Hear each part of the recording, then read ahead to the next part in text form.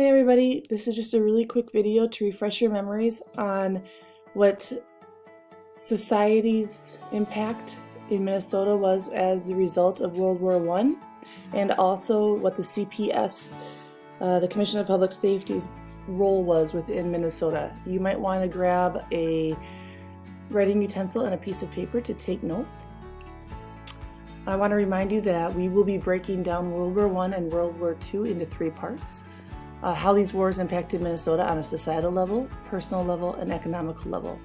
So to begin, if you can recall before break, we began talking about how World War I impacted Minnesota on a societal level. Remember, when we talk about society, we are talking about groups of people, the government, and laws that were created as a result of this conflict. One group that was created was the Commission of Public Safety. This was a watchdog group that was created in 1917. The American public, or the Minnesota, public, believed that this group's goal was to distribute food and control the prices on goods. However, their actual goal was to really keep an eye on the Minnesota public and make sure that people were being patriotic during the wartime. The Commission of Public Safety really kept a close eye on the German population during this time. Remember, we were at war with Germany, and they wanted to make sure that everyone was being loyal to the Americans, the American war effort. They wanted clear-cut loyalty. So much so that even in 1917, the CPS ordered that all school teachers had to instruct their students only in English.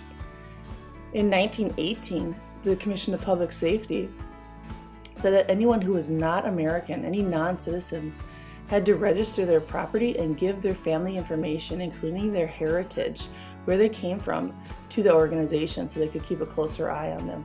And the commission hired a detective agency to monitor any males between the ages of 18 to 45 to make sure that they were not dodging the draft. We will be talking about the draft more in the upcoming days.